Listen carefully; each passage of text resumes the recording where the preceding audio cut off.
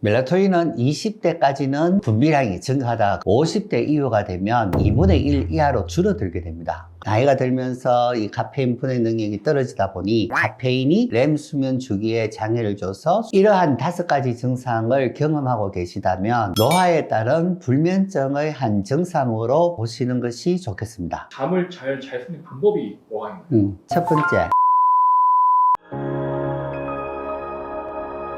요즘 많은 분들이 병원을 찾아오시는데요. 특히 불면증으로 힘들어 하시는 분들이 많이 찾아오세요. 저 또한 한 달에 한두 번 정도는 잠이 정말 오지 않아서 새벽 2, 3시까지 힘들었던 적이 있습니다. 그런데 불면증 환자분들 보면 50대에서 60대 환자분들이 특히 많으세요. 잠을 잘 못 자는 게 나이와도 연관 좀 있는 거예요? 네, 나이가 들수록 여러 가지 요인들이 있어서 불면증이 발생하는데 영향을 미치죠. 실제 통계 데이터를 보면 나이가 들수록 불면증 확률이 높아진다라는 것을 볼 수가 있죠. 그래서 오늘은 나이가 들수록 잠을 잘 못 이루는 이유에 대해서 알아보려고 합니다. 먼저 나이가 들면서 숙면을 취하지 못하는 증상들은 어떠한 것들이 있는지 알아보도록 하겠습니다. 첫 번째, 양요증입니다. 수면의 질이 좋지가 않아서 소변을 보고 싶다는 자극을 받아서 중간에 깨게 되는 거죠. 두 번째, 수면 유지 장애입니다. 깊은 수면이 유지되지 못하고 중간에 깨는 수면 유지에 문제가 있는 경우를 말합니다. 또한 주무시는데 깊은 수면을 못 이루다 보니 작은 소음에도 깨는 경우를 말합니다. 세 번째, 이른 아침에 일찍 깨는 현상입니다. 좀 더 이른 시간에 잠이 깨서 다시 잠이 안 드는 경우를 말하죠. 네 번째, 수면의 질이 안 좋은 경우입니다. 기상시간이 하루를 시작하는 재충전된 시간을 얘기하는데요. 자다 일어나도 개운하지 못하고 무기력하고 피곤하고 덜 잔 느낌으로서 하루 일과를 시작하는 경우를 말합니다. 다섯 번째, 수면 주기가 일정하지 않고 불규칙한 현상입니다. 어떤 때는 초저녁 일찍 잠이 쏟아져서 잠을 자기도 하고 어떤 경우에는 새벽까지 잠을 못 이루기도 하는 현상이 주기적으로 계속 반복되고 규칙적으로 잠을 이루지 못하는 경우를 얘기합니다. 나이가 들면서 이러한 5가지 증상을 경험하고 계시다면 노화에 따른 불면증의 한 증상으로 보시는 것이 좋겠습니다. 다음으로 나이가 들수록 잠을 잘 못 이루는 이유에 대해서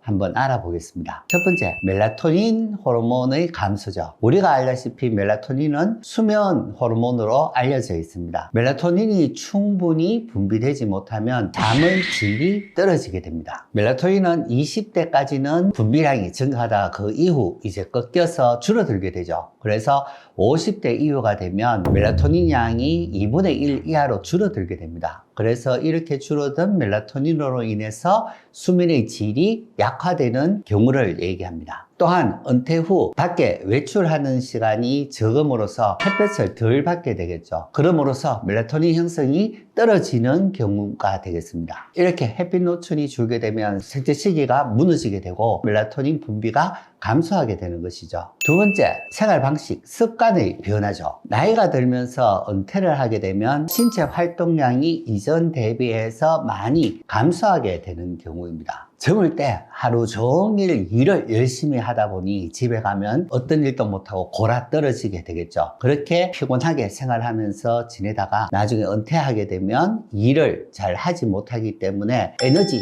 소모량이 극히 줄어들게 됩니다. 이런 경우 피곤하지 못하기 때문에 잠을 잘 못 이루는 경우가 되겠습니다. 이런 경우 어떻게 보면 내가 낮에 활동을 많이 늘리면 도움이 되는 분들이겠죠. 또한 나이가 들게 되면 낮잠을 자는 경우가 많아지게 됩니다. 특별히 할 일이 없거나 어떤 일들을 하지 않으면 무료해서 낮잠을 한두 시간까지도 잠을 자는 경우가 되겠죠. 그런 분들은 내가 낮에 자는 시간을 잠잔 시간으로 계산하기 때문에 저녁에 잠을 자는 시간이 줄어들게 됩니다. 그래서 수면 리듬이 깨어져서 밤에 잠을 들기가 어렵게 되겠죠. 세 번째, 수면에 장애를 주는 질환들입니다. 나이가 들면서 자연스럽게 수면에 영향을 주는 신체적인 질환 등이 생길 수가 있습니다. 특히 나이가 들게 되면 수면무호흡증이나 코골이 등이 발생하게 됩니다. 수면 중 이 호흡이 규칙적으로 편하게 되지 않으면 수면에 영향을 줘서 수면이 불규칙하게 되고 중간에 깨거나 수면을 유지하는데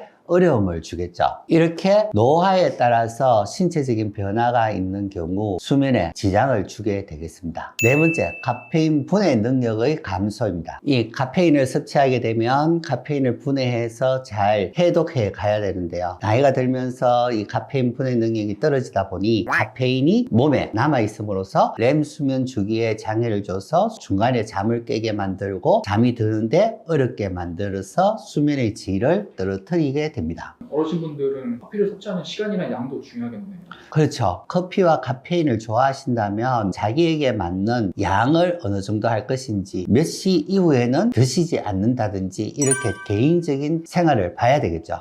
나는 젊을 때 저녁에 커피를 마시도 잠을 잘 잤던 사람인데 요즘은 잠을 잘 못 자. 이렇게 자기 자신의 신체적인 변화에 대해서 받아들이지 못하시는 분들이 계세요. 어쩔 수 없이 신체적인 노화 과정의 정상적인 과정에 따라서 우리의 몸의 기능도 많이 달라지게 됩니다. 그러다 보면 나이가 들어서는 그 생활 습관이 나에게 도움되는, 특히 수면에 도움되는 생활 습관을 찾으셔야 되겠죠. 원장님, 그러면은 잠을 잘 수 있는 방법이 뭐가 있나요? 양질의 수면을 유지하기 위해서는 지켜야 할 방법이 몇 가지가 있습니다. 첫 번째, 우리가 잠을 자는 시간과 기상 시간을 규칙적으로 일정하게 해야 된다. 그 중에서는 잠을 자는 시간보다 기상 시간이 더 중요하다는 건 아시죠? 기상 시간을 규칙적으로 잘 지켜본다. 이것이 첫 번째 되겠습니다. 두 번째, 햇볕 노출을 늘리는 겁니다. 우리가 아침 기상 시간이 중요한 것은 뇌가 일어났다는 신호를 받아야 됩니다. 그때 햇볕의 자극이 필요한 거죠.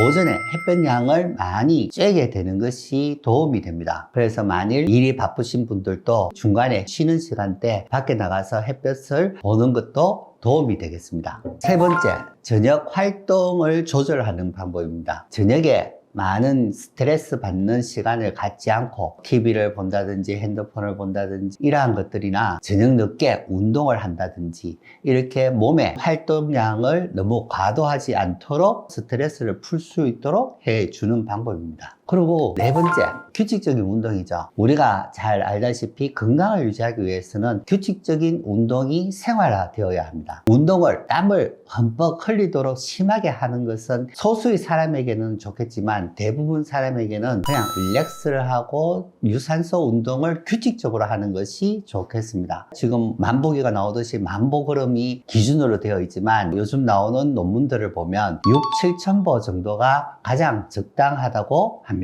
다섯 번째, 내가 개인적으로 모든 수면 위생과 다른 생활 습관들을 조절을 하고 했는데도 잘 되지 않는다면 전문가의 상담을 받아보시는 것을 적극 추천해 드립니다. 이렇게 오늘은 나이가 들면 다양한 원인으로 인해서 불면증과 같은 수면 장애를 앓으시는 분들이 많습니다. 본 영상을 참조하셔서 불면증으로부터 벗어날 수 있었으면 좋겠습니다.